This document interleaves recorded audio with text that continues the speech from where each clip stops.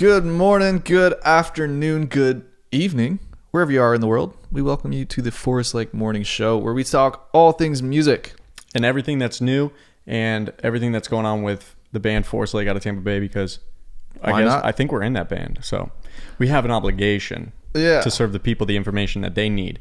But with that being said, which, by the way, I didn't even think about international viewership. This is international. Yeah, I thought about that earlier today, and I'm like, you know what? We're always saying good morning. But you never know. That one of two fans that's watching this over in Asia right now is just been itching for us to get it right. We got you. We got you. We're taking care of you there. We're going to jump right into things right now with what we always talk about, the Billboard Top 10 out of the Hot 100. Top 10. I'm excited because my girl Miley Cyrus is at number 1 still with her song Flowers. She did fall to number 2 last week when the ratings came out. This has been on the chart for 9 weeks since its release. She fell, but since the album's release, she moved back up to number 1. At number 2, we have Last Night by Morgan Wallen. He kicked her out of the 1 spot last week. That has fallen from 1 to 2. That's a good song. I will say that first line, though, is the most country line ever. Is this the one we listened to? Last night we let the liquor talk, I think is that first line. Last night we let... Yeah, I don't know what the rhythm of it is. Yeah. We let the liquor talk. Yeah. Good song, but, you know. Very country. Yep, very country. And he is at number 2. Kill Bill, SZA, number 3, staying steady on the chart for 14 weeks. Hasn't gone higher than number 2, but it is at number 3. Die For You, steady at 4. Creeping by Metro Boomin is up from 6 to 5. How many weeks has that been on there? Creeping. It's been on there for 15 weeks. 15 weeks. Yeah. It's crazy. Crazy, because, I mean, I listened to that song. It's not the greatest. It just doesn't do anything for me. That's what I'm saying. I think a lot of these songs are just, like, they're good. They're just, do they deserve to be on there for 15 weeks? No. Exactly. And probably I mean, not. They can be on the chart. There's out of the top 100, there's 90 other spots. They don't need to be in the top 10 for this long. I think there was something that came out where it was like, we expect all 36 of Morgan Wallen's songs to end up in the Billboard Top 100 at some point. Really? I'm like, 36 songs? He's going to get 36 slots out of 100? I mean, if he does, I will give my soul to that man. As I'll get a Morgan Wallen tattoo. There you go. In consideration. I'll consider it.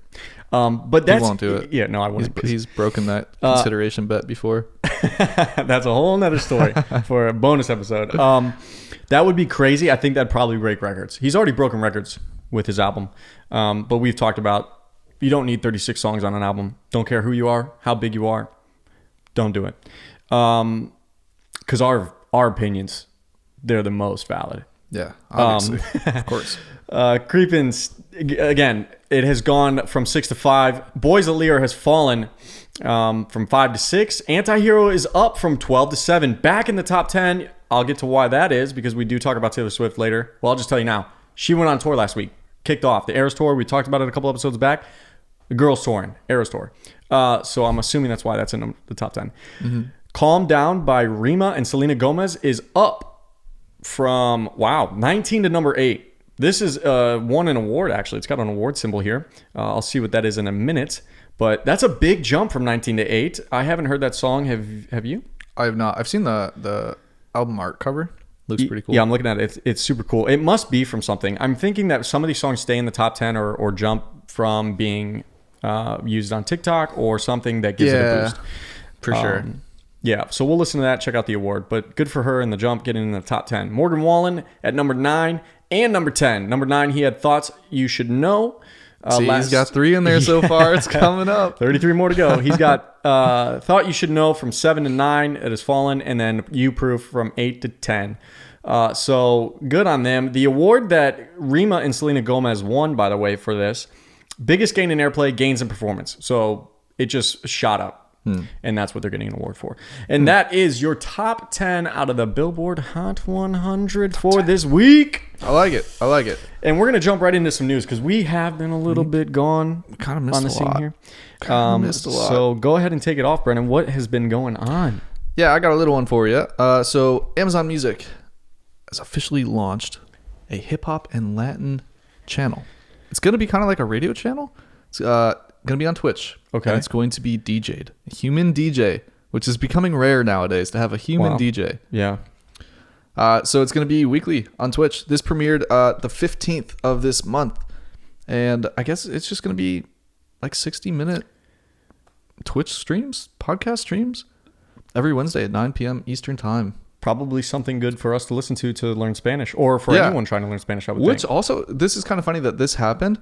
Our good old trusty friend, Ryan Tedder, he said, the future of music is going to be Latin pop. Really? And Amazon came out with this. I'm like, yeah, he might not be wrong. I mean, I would go against the caveat I would say is K-pop is also that's massive. Unbelievably untouchable. In fact, twice a K-pop band has got the #1 out of the Billboard 200 for album release. But I would say yes so to him and to you saying that, because let's look at Bad Bunny, for example. I mean, massive in just the records that he's breaking. And he's just one out of many that are doing, shattering things in the music industry when they drop something. Speaking of Bad Bunny, I just saw, like, quick side topic here. I saw he's getting sued by his ex-girlfriend for like $40 million. What'd he do? I don't know. I just saw the headline. I'm like, man, that sucks. I scrolled right past.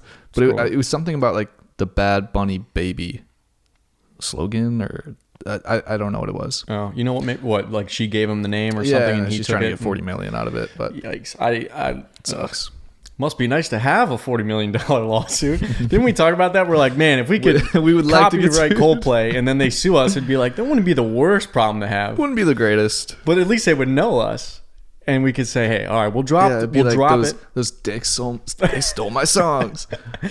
It'd be cool to work with Coldplay lawyers. Actually, probably wouldn't. They're probably pretty good lawyers. Do you say it'd be fun to work with Coldplay lawyers? Well, we wouldn't be working with them. We would be sued by them. But I feel like that would be like an honor. It's like, oh my God, Chris Martin, Guy Berryman, Johnny Buckland, Will Champion, they're all suing us. First of all, you're not working with Coldplay lawyers. You're getting sued by Coldplay. Yeah, I said that's like an honor. It's not an honor. I love Coldplay. It's not a good honor, but it's something. Is there such thing as a bad honor? Take what you can get. It's a bad notoriety, right? What did they say? There's no such thing as bad publicity. Look at Kanye. Kanye. Moving on. Real quick on that Latin pop thing. Yeah. Another one is the artist that's been doing stuff with Shakira, Bizarrap. He just released another song like a day ago. 16 million views in under 24 hours. When I looked at it, I watched it. It's literally him with just standing in what looks like a bedroom with a microphone, and he's singing the song, lip syncing it for a music video, but it's like camera iPhone quality. Like it's not music video done. It's just you're watching somebody like on purpose. I would think so, because he's so popular in Latin music and he's just taking off right now. It seems like that it doesn't matter what he puts out. He can just put out. Like even Bad Bunny, one of the covers of his songs that was huge was just him. It was a screenshot of him on FaceTime with somebody. And it was just like the most bizarre album artwork that literally had no effort. But it doesn't matter because they're already so high that they can almost do anything. But must be nice. Yeah. Must be nice, right? Yeah. What else you got for us?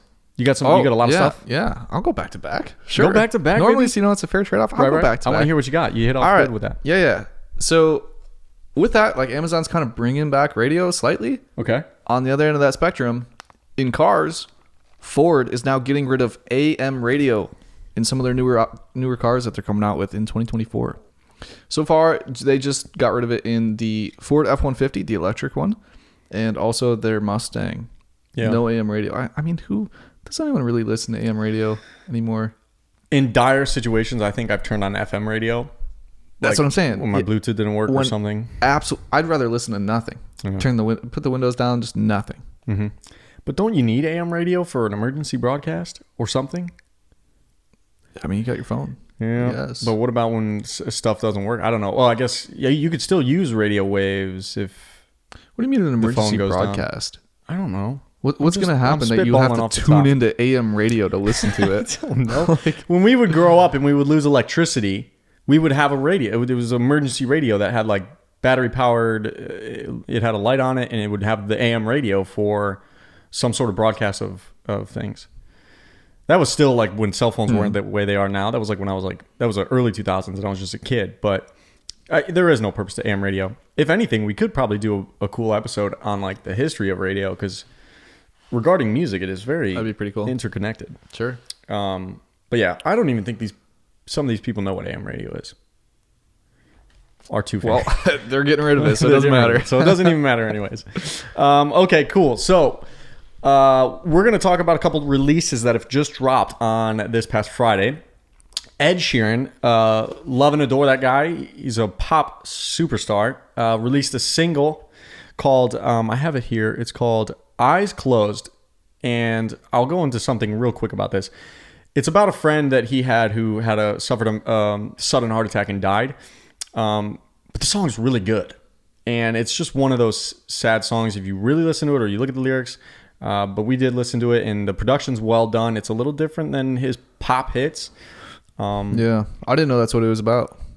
It is a little slower, a little more of a feel song, I guess, but yeah, I liked it. I thought it was really good. I'll get into what I mentioned earlier when we talk about Miley at the end, because I had this thought about what people have to go through, artists, emotionally, for them to write something, whether it's purposely or not, or it's just therapeutic for them, and then for us to consume it and enjoy it and like it, regardless of the fact that they went through stuff. Right. It's kind of that thought process. Anyway, new releases. Fall Out Boy also released a song. It's very Fall Out Boy like, but it is still good for their style. It's called Hold Me Like a Grudge. Yeah, it sounds like Fall Out Boy. It sounds like Fall Out Boy. So if you like Fall Out Boy, you're gonna like their new song. Check it out.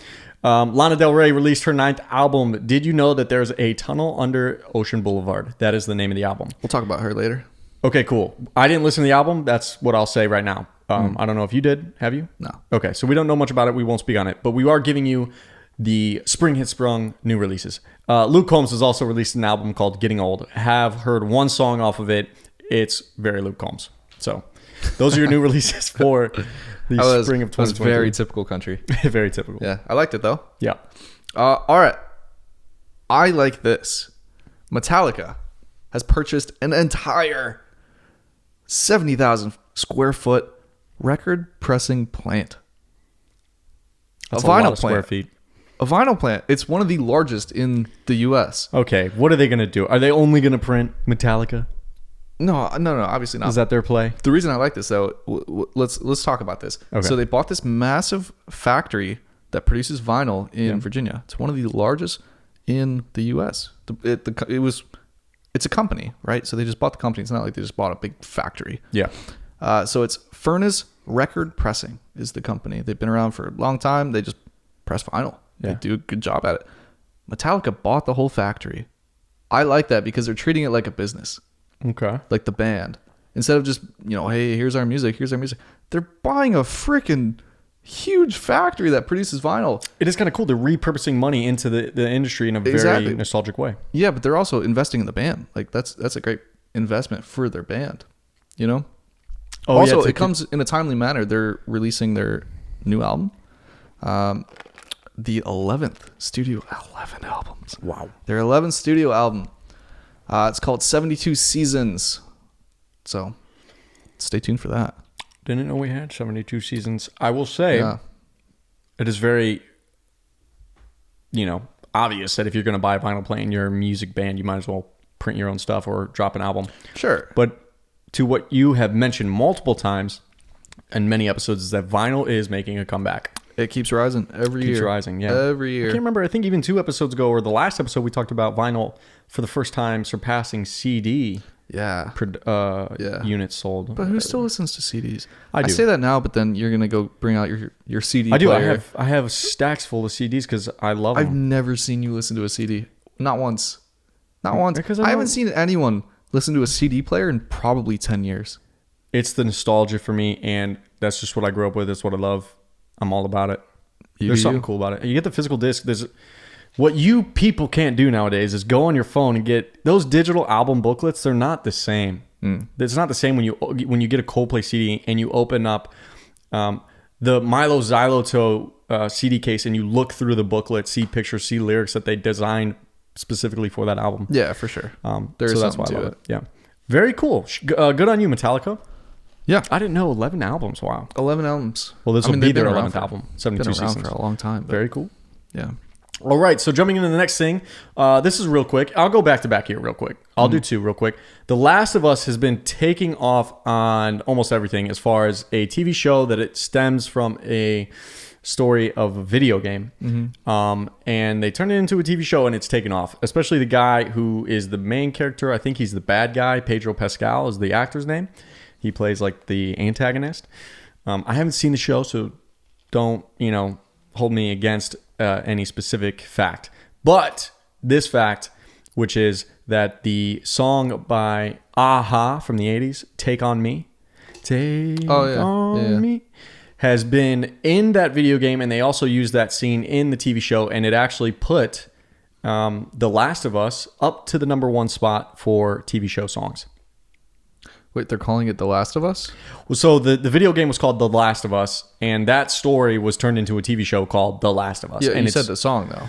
Oh, no, the song is Take On Me. Okay, by a band called Aha. They were famous in the 80s, and it's a great classic song, but it's used in the show and the video game, and it, because it was, in the show that is now blowing up, that song put The Last of Us up to the number one spot for TV show songs. There's a ranking for that as well. That's like kind of what you were talking about earlier with like the Selena song that just kind of blew up 19 to 8 or something. Yeah, we'll have to look into what may have done. There had to have been something. I know just recently Selena Gomez and Hailey Bieber had a coming out of saying, hey, there's no bad blood between us because we both had, Hailey's married to Justin and now Selena has history with Justin.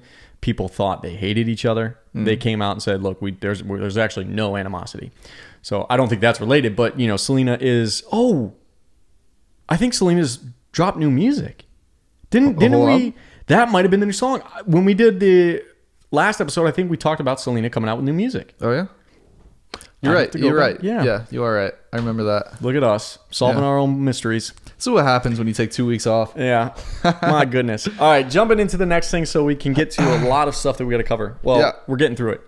Taylor Swift started her tour on March 17th in Arizona, the Eras Tour. We've talked about this coming up. I was in there. I was in Arizona when she started that tour. Was it packed? No, I didn't go to the show.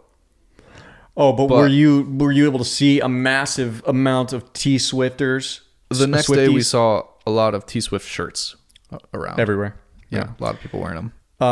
Taylor Swift has gone on record in the past in interviews saying she loves to do little secret Easter eggs or cryptic messages in everything she can do, as long as it's fittingly so. With that being said, her Eras Tour, she is doing a plethora of things, which many of the Taylor Swift fans are finding out because they're, I don't want to call them crazy, but they are just so observant. They are aware of what little thing might mean something. Sure. Whether it's a color of a T-shirt, the choreographing, stage costumes, or songs that are or not are on a set list for a given night. Now, in particular, as an example, Taylor Swift, the day before her show started in Scottsdale, Arizona. Was it Scottsdale? You said? I was in Phoenix. Oh, it was in Phoenix. Yeah, it would have been. Maybe Phoenix. They started in Scottsdale. I'm not sure. One of the things was that she posted a slew of pictures on Instagram, but the last picture was of her fingernails, each fingernail a different color, but that representing one of her albums, hence My Era or the Eras Tour. So, like, for example, the Reputation album cover, I think is black. She had a matte black painted nail. She had a shiny teal painted fingernail for 1989. So just small things like that. That's pretty cool. Oh, that was kind of cool. I like that stuff. Little Easter egg. How many albums does she have?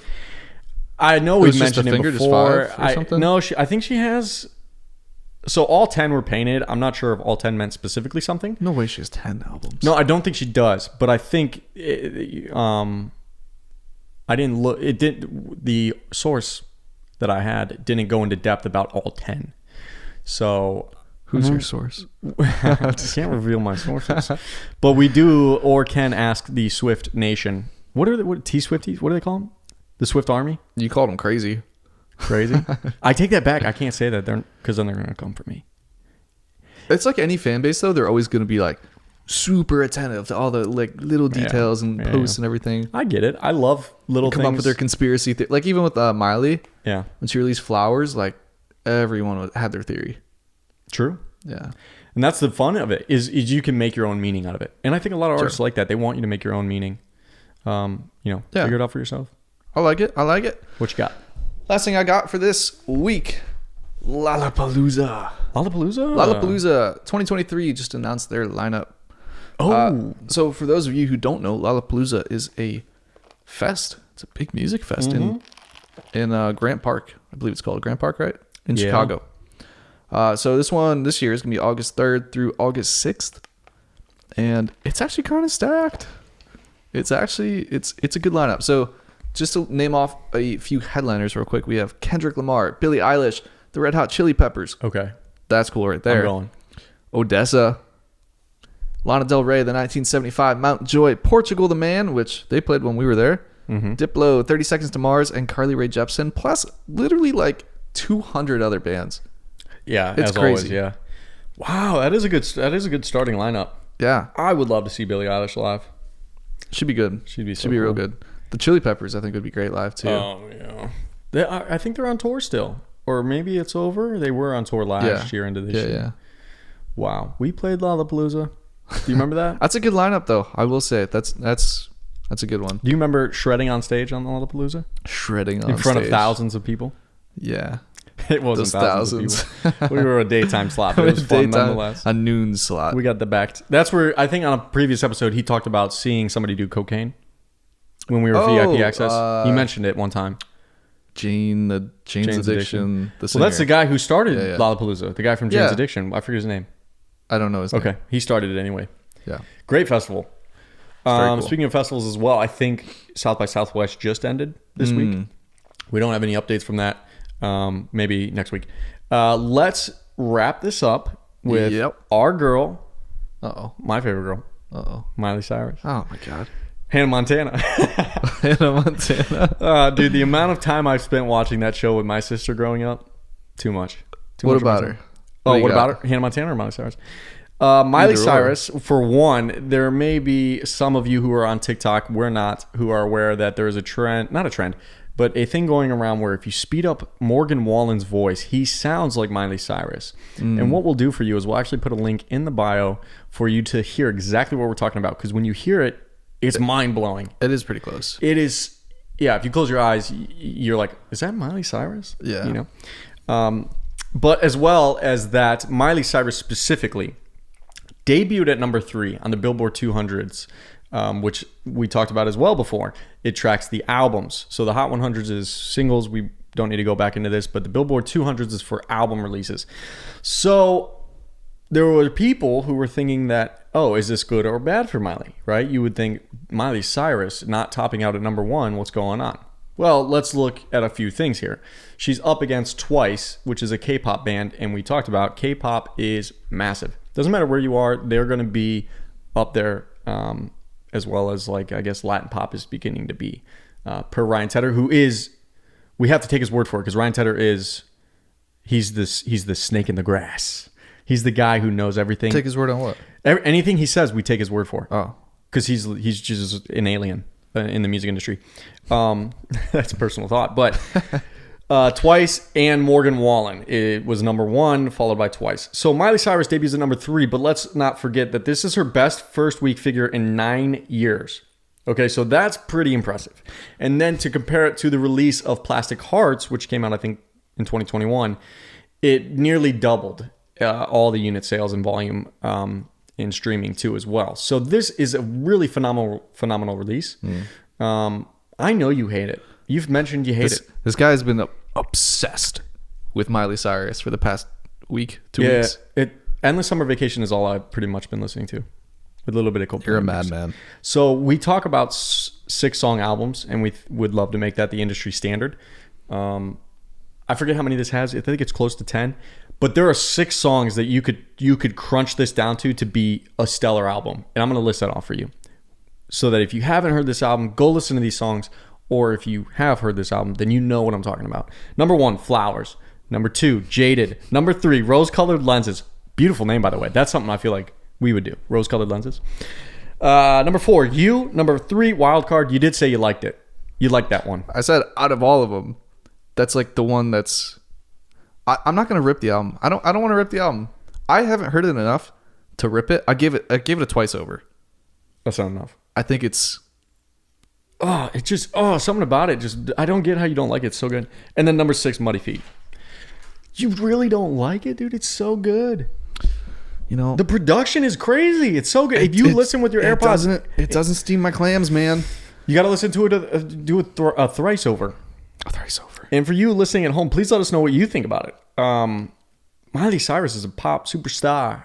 Obviously up there with Ed Sheeran. We already mentioned that. But like, I mean, she really is taking over. And I'm so happy to see this because I didn't like Plastic Hearts. Just too punky. Not my vibe. But this one is just stellar pop. And goes back into what I was saying.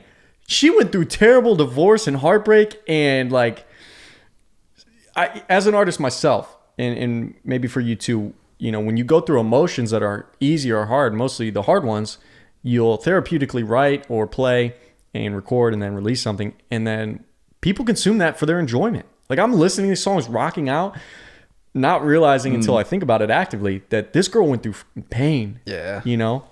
And that's across the board. Chris Martin on Ghost Stories. If you listen to that album, which was a follow-up to his divorce with Gwyneth Paltrow, who he had 2 kids with, just fucking heartbreaking, dude. Mm-hmm. And it's like, oh, dude, this is sad. This person had to suffer so much to write this. Oh, I heard he was just like a slug in the studio writing that. Dude. And then, yeah, and just to hear it, like, how do you muster the strength to even sing what you're writing? I can't even imagine that. You know, my meaningless flings with girls that we write songs about or whatever the case, it's nothing compared to that. But, yeah. I don't know. That was my thought of the day, week. You know, that was a solid thought of the day. You know, how you cope with it. I think you just, therapeutically, you just play guitar. Yeah, I'll come up with riffs or something. Yeah, like sad riffs or whatever the case. Do you feel better after you do that? Oh, yeah. Do you really? Yeah, like definitely. You notice you're like, or the next day it's or almost so? like just being in the studio in general. Like after a day, you kind of just come in and just like decompress. Like everything that happened to you throughout the day, like you go into the studio, play a piano, a guitar, put down a riff, whatever it is. And it's like, that's your release for the day. Like that's your thoughts and your stress and all that stuff just goes away. Do you ever find yourself at particular times of emotional stress using it as like an actual tool to relieve stress or emotional things you're going through, or no, it's all just like guitar? Yeah. With guitar, absolutely. With guitar specifically, I'll just sit there. Unplugged electric is the best therapy. Just an unplugged electric, go chill in your bed and just jam. Really? That's it. Not the acoustic. No, the acoustic's too loud. Oh, you don't want people to hear what the suffering. Yeah, just nice and quiet. Unplugged electric. So if we went through, your voice memos have some stuff. Oh, there's a lot in there. There's a lot in there. Yeah, stuff that maybe come out one day. We'll see. Or it just disappears. Yeah. It just goes in there and it just never comes out. That'll be our ghost stories. Let's end this on a positive. Hopefully not. I hope we don't go through divorce and have kids with women that take half our money. But yeah, let's end this on a positive note. That just got real. Yeah. I was going to say, for all the songs that artist or band writes because of emotional distress or breakups or whatever they're going through, on the flip side, they also write happy songs. And those songs stem from good times, good memories, good feelings, and they make other people feel good. That's why you just hire a producer. Write a sad song, hire a producer. Yeah, hire Ryan Tedder. That's it. Hey, there's this guy out in LA called Ryan Tedder. Yeah. And he writes these pop hits that are just feel good. Most of his songs are feel good. Yeah. Feel good songs. So if you can find him, first, let us know. And then 2, have him write you a song for how much you said he charges? I don't know. We talked about $100,000. So up in the air. It's probably around there. Probably around $100,000 to hire Ryan Tedder. Yeah. That's the going rate. For every listener, thank you so much for tuning in and bearing with us. We were gone for a bit, just conflicting schedules because we're busy people. But we will be consistent as much as we can. And we can't thank you enough. That's the Forestlake guarantee. That's the Forestlake guarantee. Yes. Thank you all so much for watching. That's all we got. We'll see you next week. Peace out.